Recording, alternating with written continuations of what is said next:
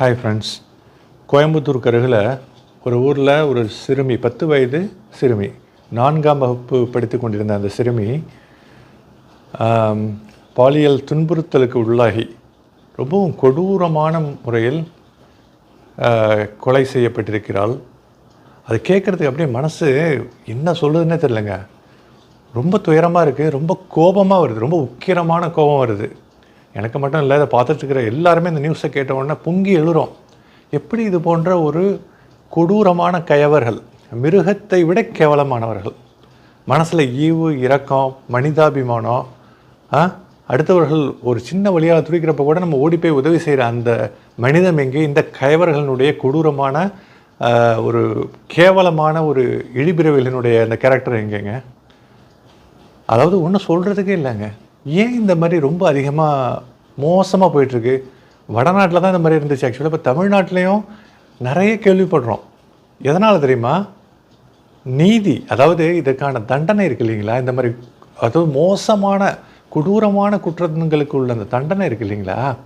அது கேஸ்னு ஆரம்பித்து அந்த தண்டனைன்னு ஒன்று கிடைக்கிறதுக்கு அப்படியே இட் டேக்ஸ் ஏஜஸ், காலங்காலமாக அப்படியே பல காலங்கள் அந்த குற்றமே மறந்துடும், மக்கள் மறந்து விடுவார். அந்த அளவுக்கு இம்மீடியட்டாக, அதாவதுங்க காலம் தாழ்ந்து கிடைக்கின்ற நீதி அநீதிக்கு சமமானது. ஒரு குற்றம் நடந்திருக்கு, ஒரு அநீதி நடந்திருக்குன்னா அதற்கான தண்டனை வெகு விரைவாக விசாரிக்கப்பட்டு உடனடியாக கொடுக்கப்பட வேண்டும். அப்போ தான் அந்த குற்றத்தை அடுத்தவங்க செய்ய வேணாம் அப்படின்னு சொல்லிட்டு ஒரு பதட்டத்தை உண்டாகும்.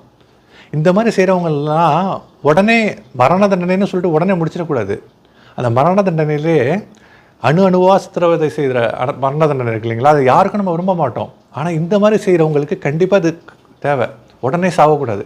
அதாவது இந்த மாதிரி உள்ள ஆட்கள்லாம் மக்கள்கிட்ட அப்படியே விட்டுணும். ஆக்சுவலாக அந்த மக்கள் அவங்கள அப்படியே அணுவாக சின்னாபின்னப்படுத்தி தோலை உரிச்சி அது மேலே எலுமிச்சம்பழம் ஊற்றி இந்த மாதிரி எவ்வளவு கேவலமான கொடூரமான ஒரு விஷயத்தை கொடுக்க முடியுமோ அத்தகைய தண்டனை இம்மீடியட்டாக உடனடியாக வழங்கப்பட வேண்டும்.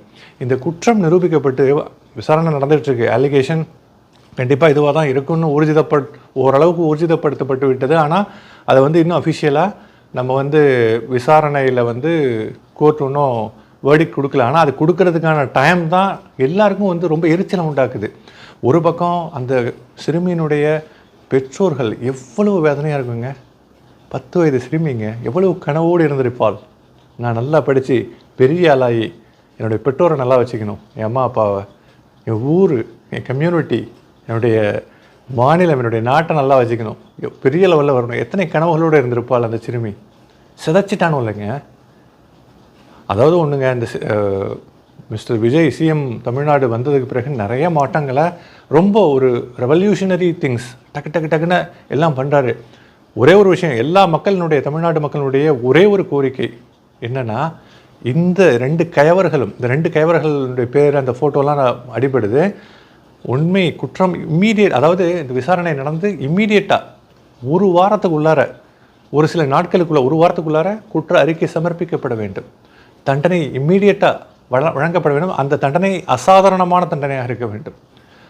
அந்த தண்டனை பொது மக்களுக்கு இடையில், இந்த அரபு நாடுகள்லாம் இந்த மாதிரி குற்றங்கள் பண்ணால், கொலை பண்ணவங்களுக்கு கொலை, சம்மந்தப்பட்ட உறவினர்கள் மன்னித்தால் அவர்களுக்கு மன்னிப்பு, ரத்தத்திற்கு ரத்தம், ரேப்லாம் பண்ணிவிட்டு அந்த மாதிரி தான். இந்த மாதிரி உடனடியாக பொது வெளியில் நிறுத்தப்பட்டு அணுவாக சித்திரவதை செய்யப்பட்டு கொல்லப்பட வேண்டும் குற்றம் நிரூபிக்கப்பட்டால். எவ்வளவு நெஞ்செழுத்தம் இருக்கவங்களுக்கு.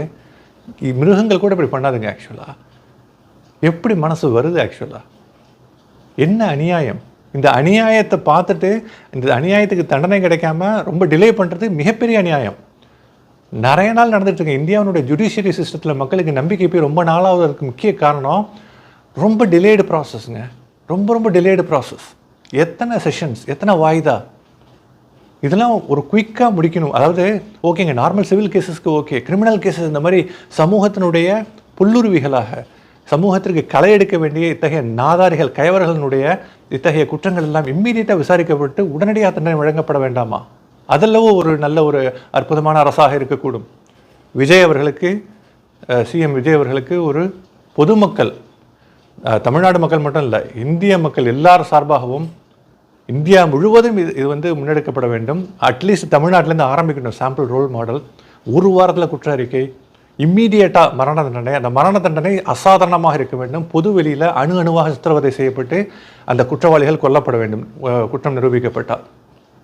ரொம்ப மனசு அப்படியே தகிக்குதுங்க. சிறுமி எவ்வளவு வேதனைப்பட்டிருப்பாள், எவ்வளவு கஷ்டப்பட்டிருப்பாள், பெற்றோர்கள் எவ்வளவு வலியோடு துடித்து கொண்டிருக்கிறார்கள்.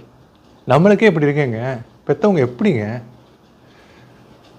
இறைவன் அந்த பிள்ளையை இழந்து தவிக்கும் பெற்றோர்களுக்கு மன அமைதியையும் மன வலிமையையும் பொறுமையையும் கொடுக்கட்டும்.